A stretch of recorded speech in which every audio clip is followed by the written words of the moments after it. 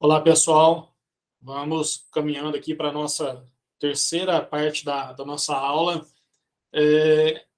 Nós vamos falar um pouquinho sobre as técnicas de manejo no pós-plantio de uma lavoura de café. Então, nessa parte da aula, temos como objetivo, né, fornecer informações para subsidiar a capacitação de vocês nas práticas de manejo após o plantio até a primeira colheita dessa lavoura, que geralmente se dá com 2 anos e meio de idade. O conteúdo dessa parte vai abordar o manejo do solo após o plantio, o manejo de plantas daninhas, tanto nas linhas de plantio quanto nas entrelinhas, as adubações de pós-plantio, as adubações do primeiro ano após o plantio, caminhando aí do primeiro ano para o segundo ano, e sobre a adubação foliar.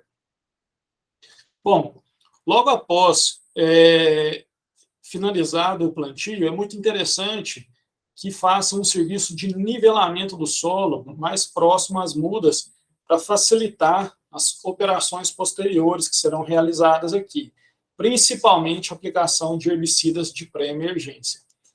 O que é esse nivelamento? Pode ser correr uma enxada aqui, vai acertando, é um serviço, não é demorado, porque o solo está bem homogêneo aqui, então fica fácil.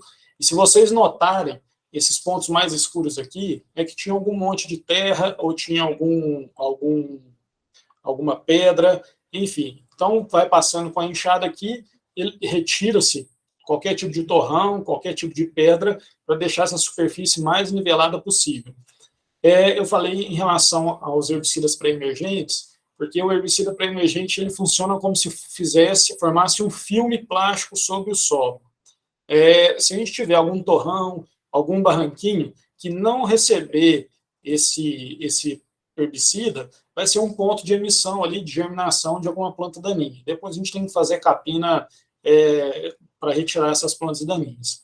Então, esse tipo de operação, ela é muito viável, ela facilita muito o manejo da lavoura depois de implantada. E principalmente porque controle de mato. Eu coloquei 2 fotos aqui, onde a gente chega no extremo, né?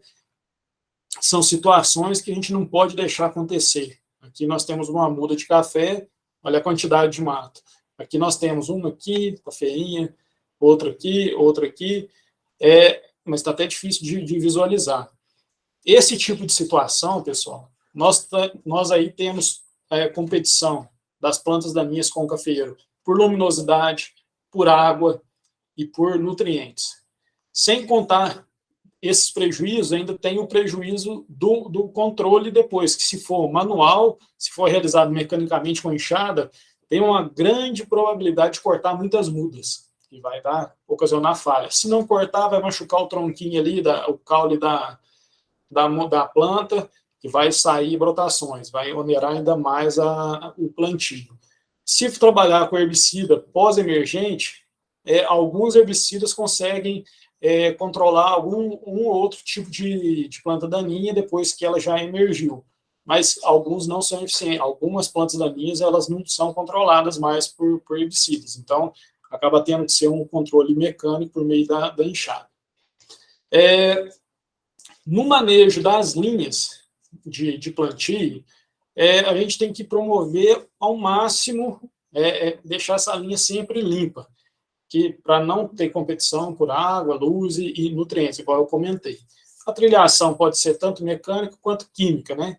Existem herbicidas de pré e pós-emergência já para o cafeeiro, com seletividade ao cafeeiro, mas igual eu comentei, algumas plantas daninhas acabam não sendo controladas, principalmente dependendo do estágio de desenvolvimento dessas plantas daninhas. Os herbicidas pré-emergentes são utilizados mais aí na questão da linha de plantio. A triação com pós-emergência é mais complicada um pouquinho. Para se aplicar o herbicida pré-emergente, nós temos que obedecer algumas situações aqui. O primeiro fato, ter aquele solo nivelado, igual eu mostrei para vocês. O solo precisa estar úmido, porque o herbicida ele vai ter o contato no solo, ele vai por questão de osmose, ele começa a formar um filme no solo. Se não tiver umidade, ele não consegue ter essa movimentação.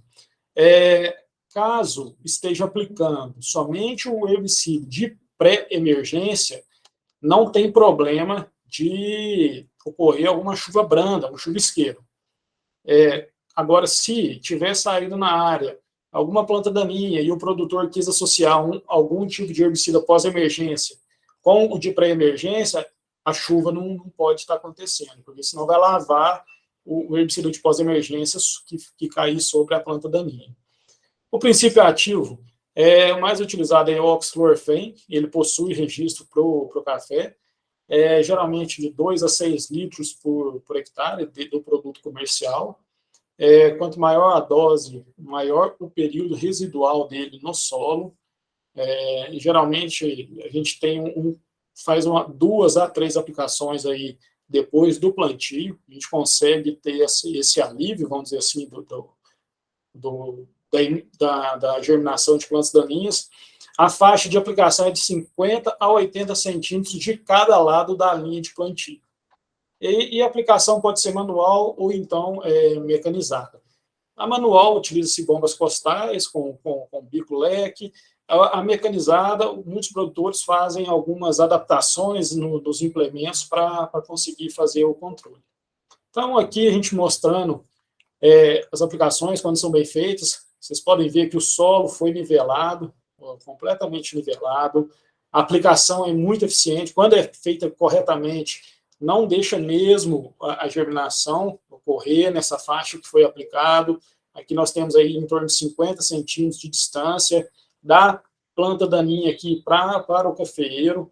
Então, isso permite, evita a competição por água, luminosidade e pelos nutrientes. Isso é uma proteção muito boa para a planta de café. Quando o recomendado, pessoal, para fazer a aplicação do herbicida pré-emergente, o oxfluorfen, evitar de passar o herbicida sobre a muda de café. Muitos falam, não tem efeito nenhum. Tem um efeito, uma intoxicação, principalmente naquele primeiro parzinho de folha mais novo aqui, ele ocasiona esse tipo de lesão, uma queimadura, a folha vai contorcendo. Mais nessa folha, dá uma travadinha na planta, depois ela vai desenvolver. O que a gente tem feito? O que eu costumo fazer também? Nas aplicações manuais, eu coloco para cada aplicador com a bomba de herbicida, eu coloco um com a bomba somente com água. Então, esse herbicida vai aplicando na frente, no solo, e o que está com a bomba somente com água vem lavando a mudinha atrás.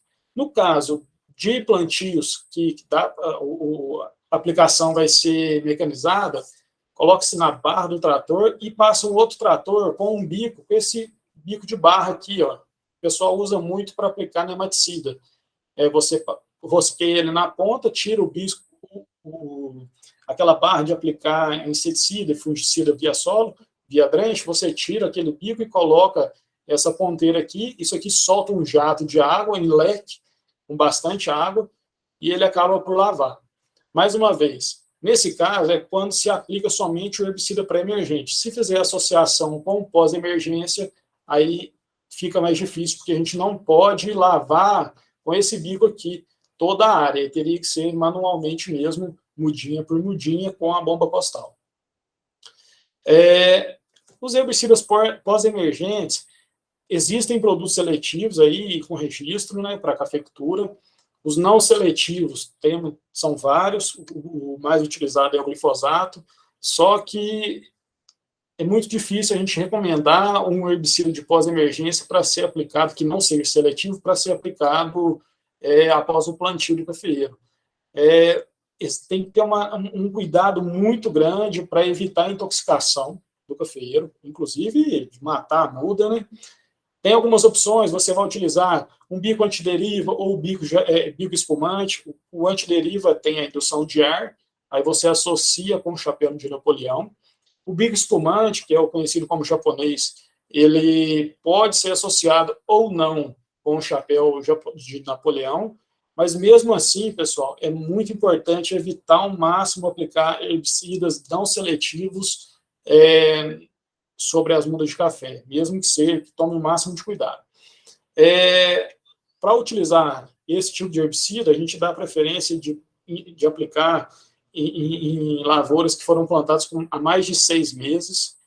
E outra coisa, esse tipo de herbicida, por exemplo, o glifosato, ele tem uma baixa eficiência em plantas daninhas de folha larga.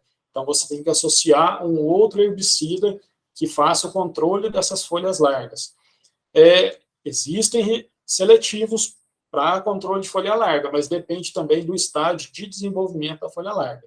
Quanto mais velha a planta daninha, mais difícil é de fazer o controle dessa planta daninha. Então, aqui só para mostrar, né? Aqui tem um trator, o pessoal aplicando, nesse caso aqui eles estão aplicando pré-emergente, tratorizado. Aqui o pessoal está usando ainda também o chapéu de Napoleão, tomando cuidado para não ir na mudinha. Aqui foi feita uma aplicação de glifosato, com um bico mais direcionado para fora da rua, né? Então a gente vê aqui o controle da braquiária, neste caso aqui a mesma coisa. A gente viu, pela situação das mudas aqui nas fotos, a gente vê que não teve problema com intoxicação, ao contrário dessa mudinha aqui, ó. As folhas novas vão ficando mais afiladas. Isso é um sintoma típico de intoxicação por glifosato. Aí os produtores vão fazendo adaptações para facilitar o manejo, né? Colocam barras nas pás dianteiras, fazem outras adaptações, evitando ao máximo aí a questão de intoxicação das mudas. O manejo das plantas daninhas nas entrelinhas, ele vai obedecer alguns critérios, né? Nós podemos utilizar essas plantas daninhas como uma proteção contra ventos fortes. Alguns trabalham roçando uma rua, roçadas alternadas. Roça uma rua, pula uma outra rua sem roçar, e assim sucessivamente. Elas são benéficas quando no local correto, porque elas vão amenizar a temperatura do solo e vão criar um microclima mais favorável para o desenvolvimento dos micro-organismos do solo. Um solo muito exposto, sem nenhum tipo de cobertura vegetal, é muito ruim, tanto para o solo quanto para a planta de café, para o sistema como um todo.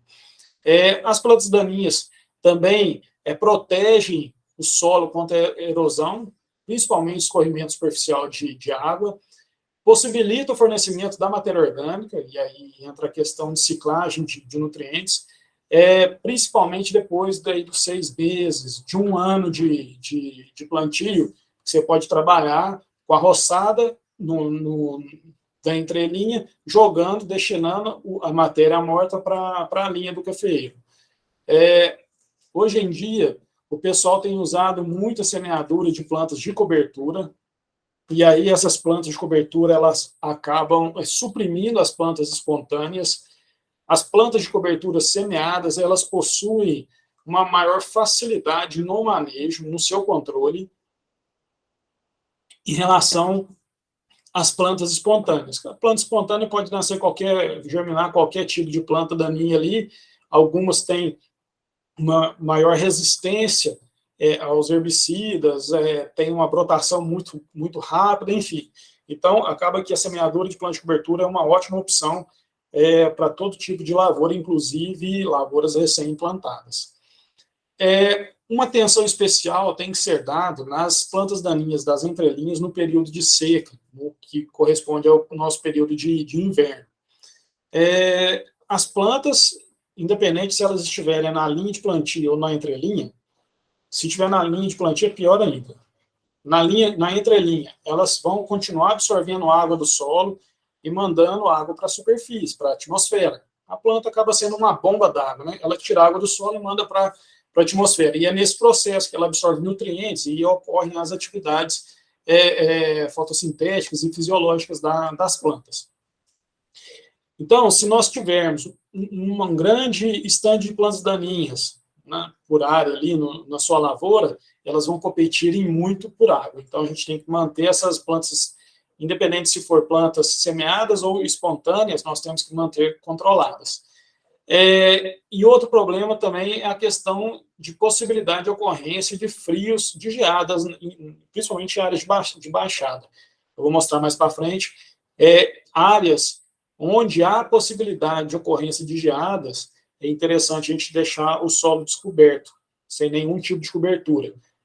Nós vamos prejudicar o lado da parte de microbiologia do solo, mas nós vamos ter um pouco mais de garantia de não ocorrência de geadas. Geadas severas não tem jeito, mas aquelas geadas mais leves a gente consegue controlar, mantendo o solo totalmente exposto, porque ele absorve a energia, o calor durante o dia e vai liberando à noite de modo mais gradual.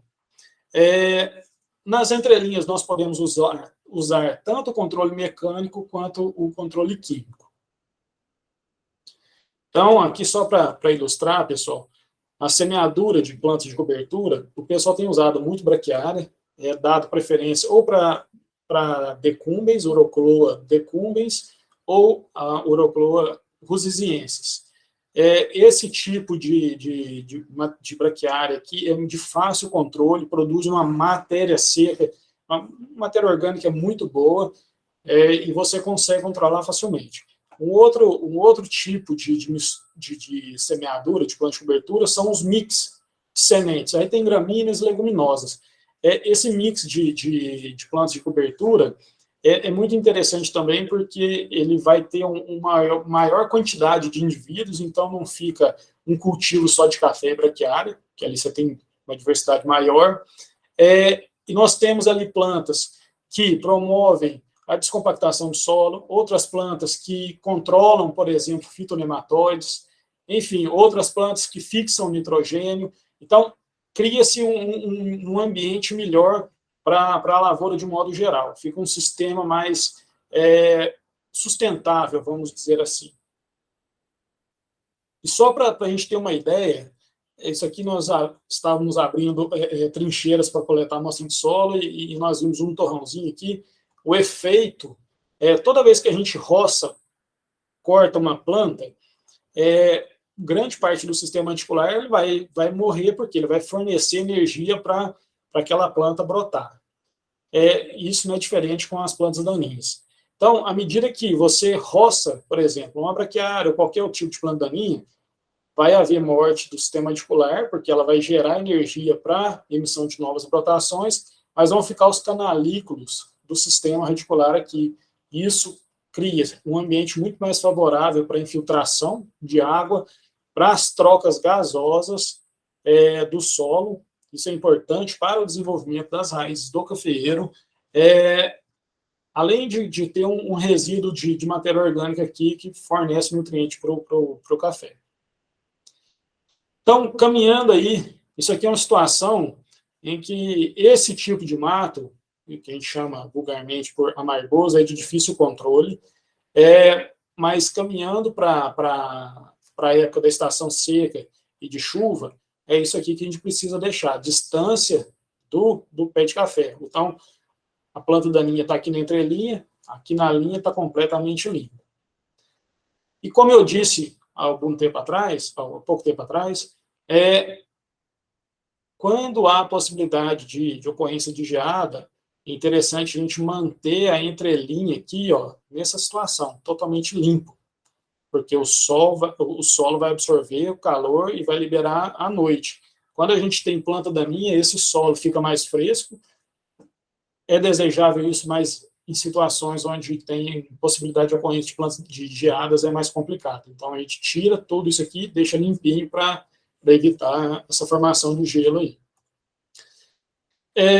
Eventualmente, alguns plantios precisam ser molhados. Isso aí não é irrigado, é uma aplicação de água emergencial. Por isso que é bom a gente plantar no início da estação chuvosa. Geralmente, no mês ali de janeiro, tem-se um veranico, uns 15, 20 dias sem chuva. Então, quem plantou ali no final de dezembro, começo de janeiro, acaba por ter que molhar, eventualmente. É uma situação bastante assim, desconfortável, porque você não consegue colocar tanta água por planta, você não vê essas mudas se recuperarem, apenas elas deixam de continuar o processo de murchamento. Mas somente com chuva depois para recuperar. Isso aí vai acabar dando muita replanta, não tem jeito. E falando no replantio, o replantio nós devemos começar a fazer pelo menos 30 dias depois do plantio principal. Então, quanto antes a gente fizer, melhor, para evitar uma diferença entre o crescimento das plantas iniciais e do replantio. E como que a gente considera a porcentagem de falhas aqui? Quando a gente tem uma porcentagem de até 10%, a gente considera aceitável. Então, você tem lá 10 mil plantas, morreu 1.000, ainda está aceitável. De 10 mil plantas, morreu de 1.000 a 3.000, já é preocupante. Acima de 3 mil mortes, ou seja, 30% do total que foi plantado, já é necessária uma avaliação para verificar se compensa de fato continuar com esse tipo de lavoura ou fazer um novo plantio. E por que a gente tem que avaliar detalhadamente? Será que foi problema com muda? Será que foi problema com frio? Qual tipo de problema que foi a causa ali desse elevado nível de mortalidade? Se foi o tipo de muda, o que adianta ser tratado o restante das mudas ruins? Se foi um problema de frio, é viável continuar nessa área? Igual nós comentamos na outra parte, naqueles cenários 1, 2 e 3, será que convém continuar com isso? Então, tem que ser avaliado. Nos replantios, quando são realizados mais tarde, tem-se a possibilidade de usar o gel hidrorretentor. Como haverá uma menor quantidade de chuva depois do replantio, se a gente utilizar esse gel, vai facilitar o fornecimento de água para as mudas e aí elas vão se estabelecer melhor. E controle de formigas é fundamental, pessoal. Depois, 6 meses antes do plantio, e vai caminhando até os 2 anos e meio, 3 anos, é sempre bom fazer esse controle de formiga. Alguns fazem com iscas formicidas, outros com pó, polvilhadeira, que vai aplicando nos formigueiros, outros utilizam inseticida aplicando na muda de café, na planta de café, outros aplicam inseticida líquido sobre as formigas. Enfim, há vários métodos para se controlar a formiga, mas independente do método que vai ser realizado, é fundamental fazer esse controle. Continuando aí numa técnica do pós-plantio, depois que as mudas estão maiores, a gente tem utilizado muito fazer esse chegamento de terra na linha ali, próximo à muda. Tem várias vantagens desse chegamento aí. Primeiro, é você fazer um controle eventual de plantas daninhas que, porventura, germinaram ali na linha de plantio.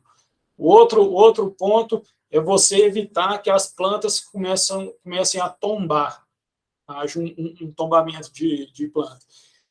Outra coisa é você levar um solo ali e vai deixar mais fresco para o sistema radicular. O solo próximo ao sistema radicular vai ficar mais fresco, a planta consegue absorver mais nutriente, mais água. Outro ponto, evitar a exposição do torrãozinho aqui. Isso aqui é completamente prejudicial para uma muda. Esse torrãozinho geralmente é muito argiloso, esse, inclusive, estava extremamente argiloso, muito duro. Isso aqui é de uma planta vizinha que tinha morrido, eu arranquei, estava um tijolo mesmo. Então, para o sistema radicular, isso aqui é péssimo. Uma situação ideal seria isso daqui.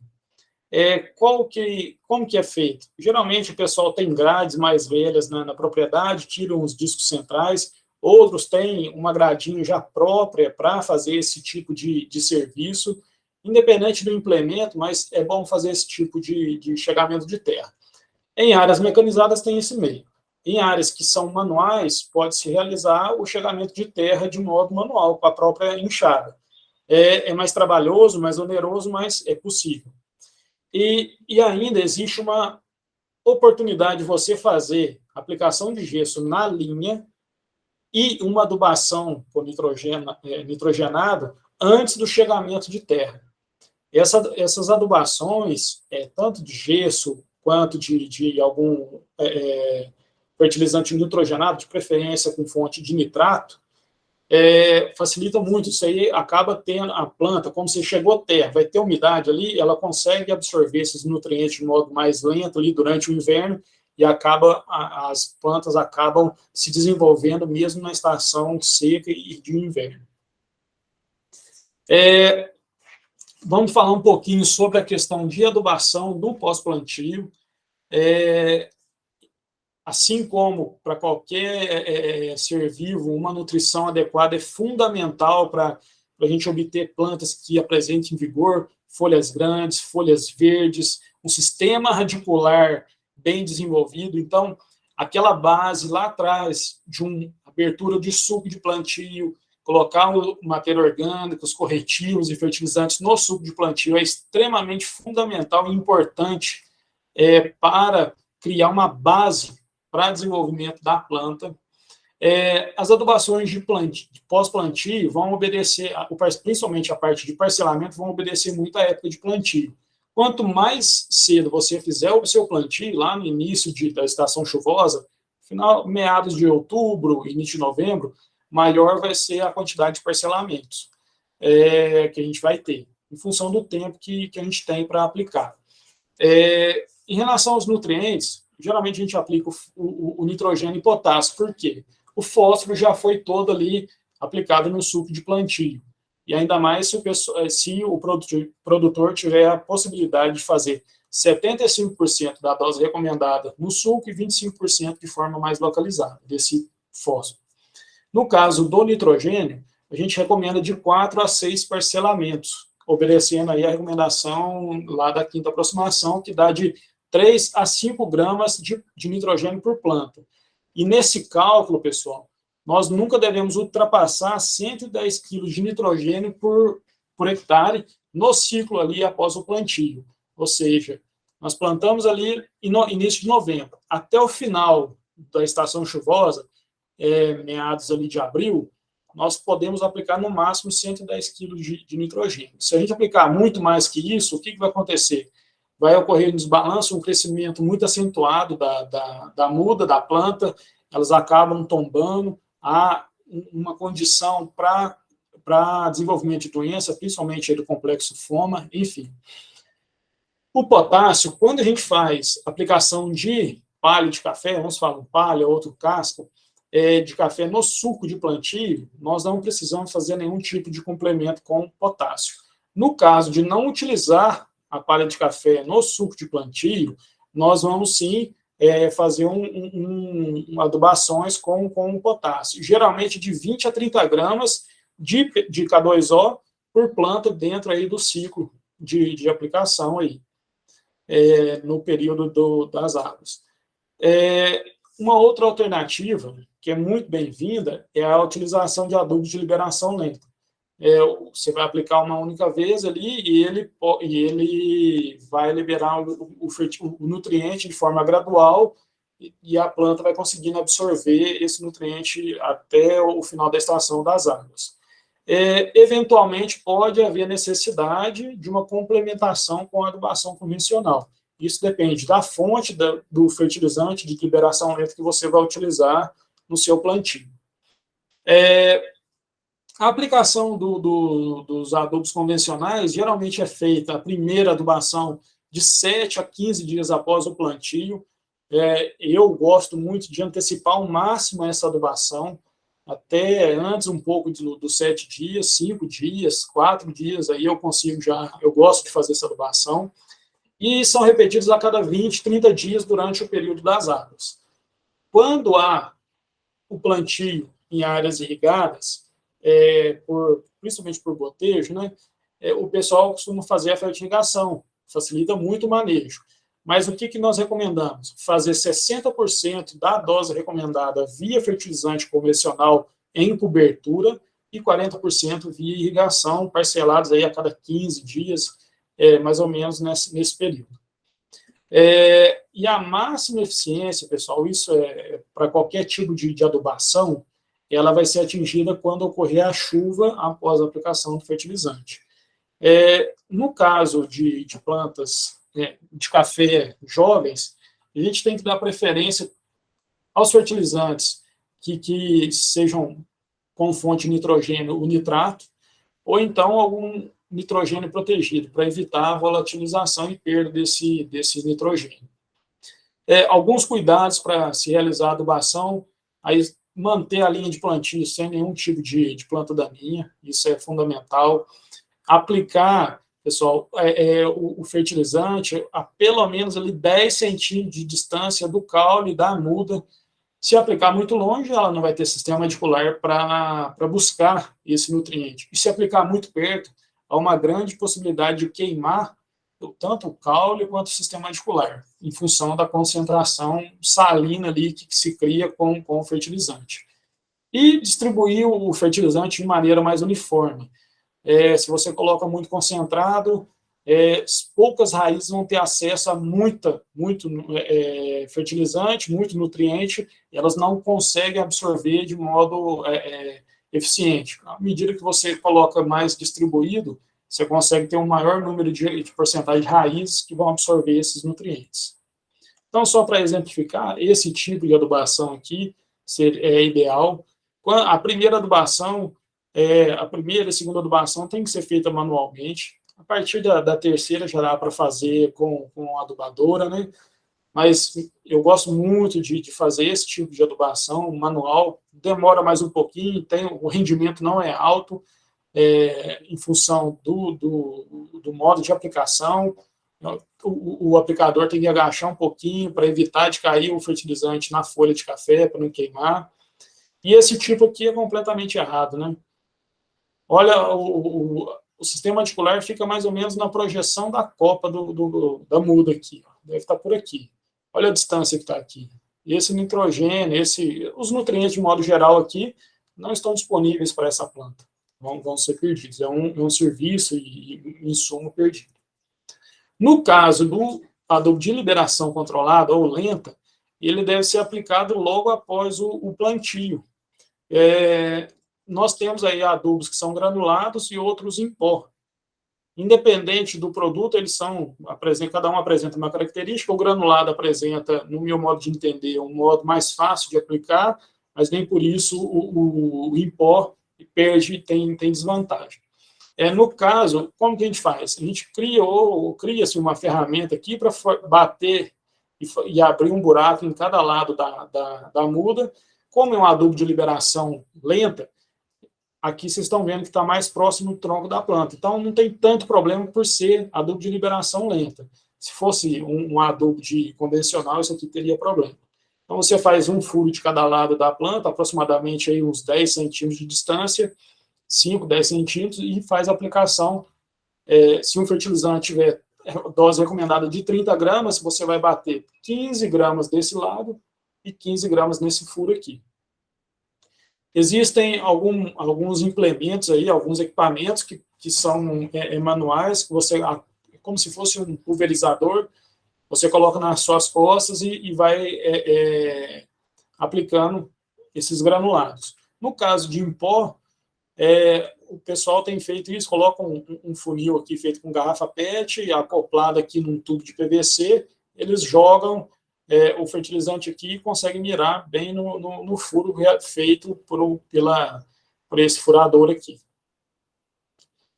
No segundo ano agrícola, a adubação deve obedecer os mesmos cuidados da fase de pós-plantio aqui. Existe uma diferença na quantidade de nutrientes demandados, principalmente em função da época de plantio. Quanto mais cedo for o plantio, mais as mudas vão se desenvolver. E aí pode haver o quê? A presença de uma carga pendente para aquele ano e meio, que a gente falou. Inclusive, se for mudão, nós vamos considerar sempre uma presença de carga pendente.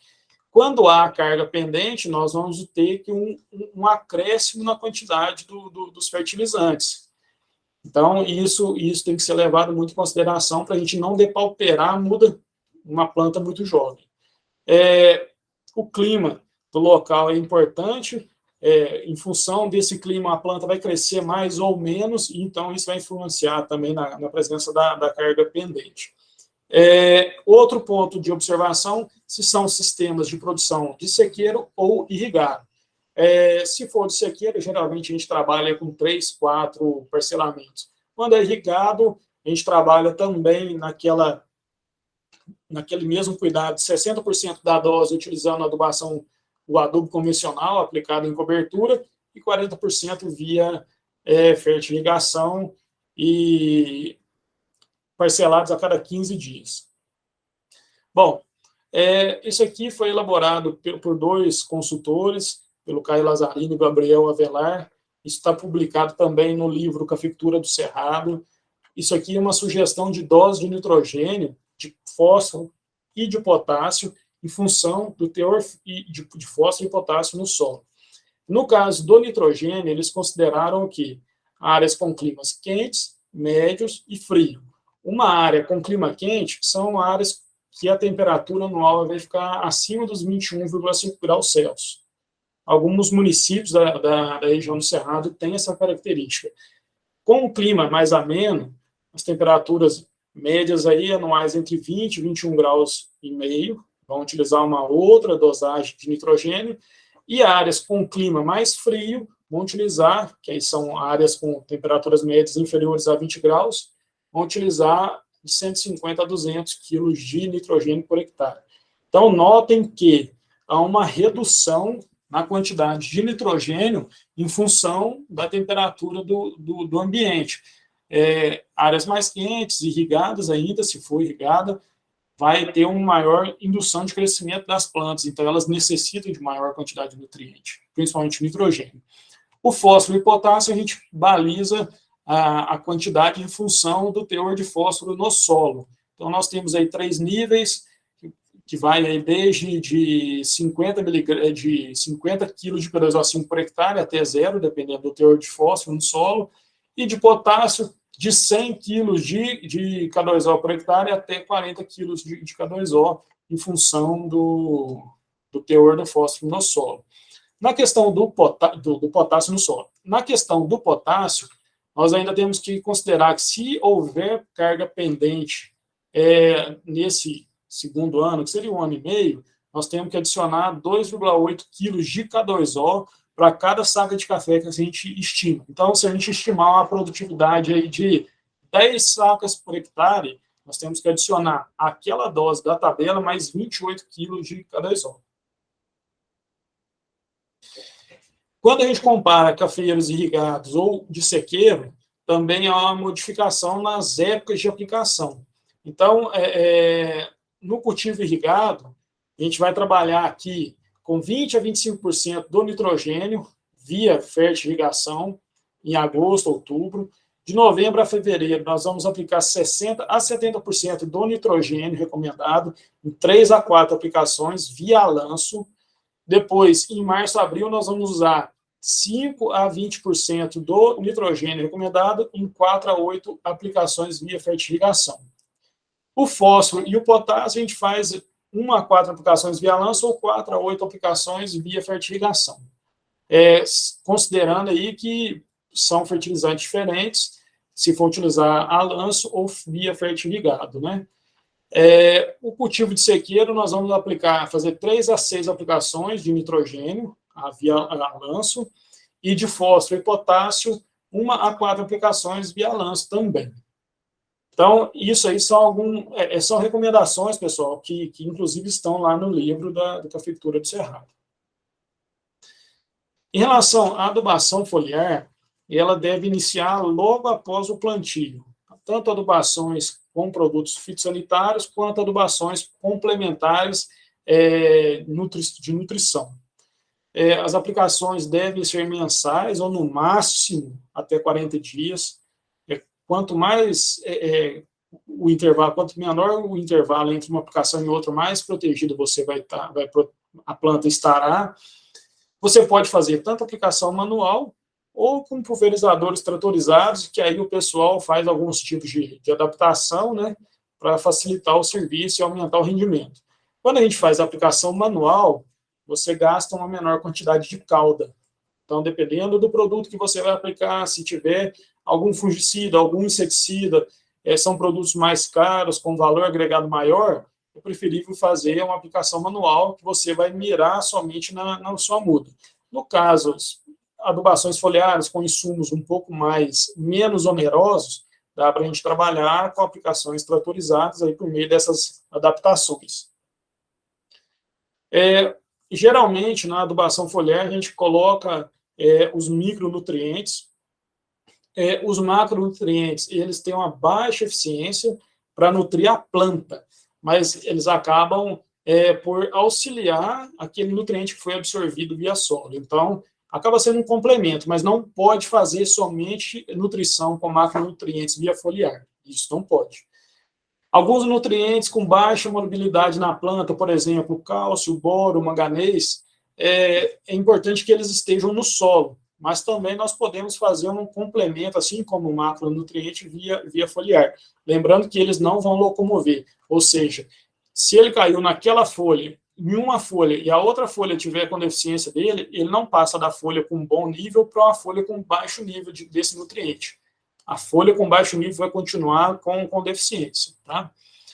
O fósforo pode ser aplicado via MAP purificado, tem alguns resultados interessantes. O potássio, ele, quando é colocado na adubação foliar para aplicação de micronutrientes, ele associa-se, ele melhora a absorção, ele tem um efeito sinérgico, ele melhora a absorção do zinco, então é interessante colocar. Lembrando, pessoal, isso aqui é muito importante, que a concentração máxima de sais na cauda de aplicação tem que ser de, no máximo, 3%, para evitar a queima das folhas das mudas, das plantas.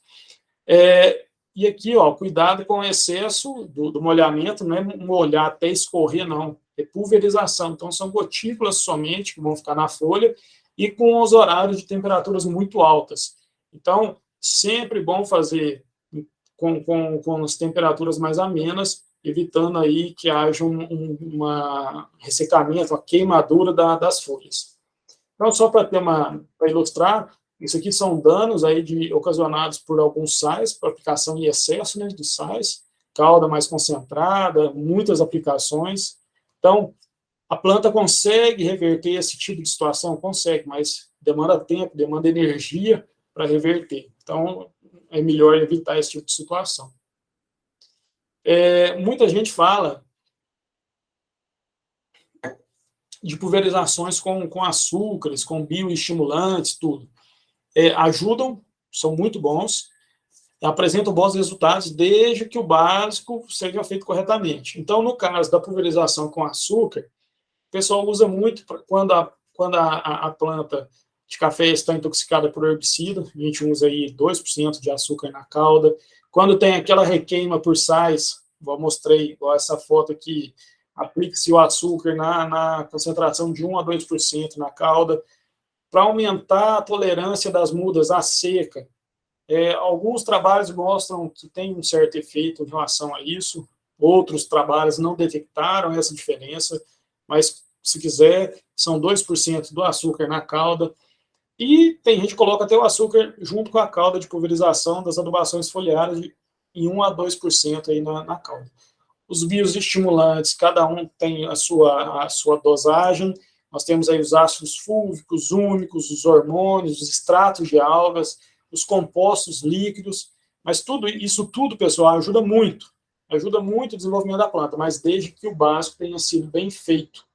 Então, não adianta a gente deixar de fazer as pulverizações, a nutrição básica, e partir para uma alta tecnologia com ácidos, hormônios, enfim, se o básico não foi bem feito. Então, a planta não tem estrutura para aguentar isso, ela não tem de onde tirar energia para aproveitar ao máximo essa condição que você está dando desses produtos mais caros.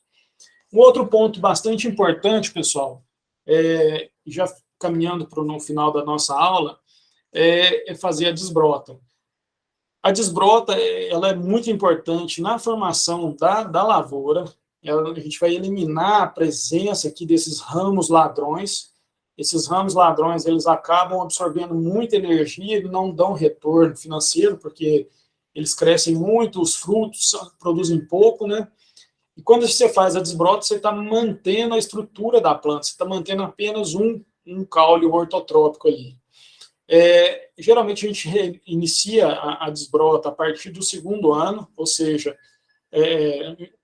completou um ano, já começa a fazer, começou o 2º ano de vida, já começa a fazer a desbrota. O número de desbrota vai variar, geralmente são feitas 2, 3 desbrotas. Quando se trabalha com enxada na capina, a quantidade de brotos é muito grande, porque a enxada acaba por machucar aqui no colo de plantio.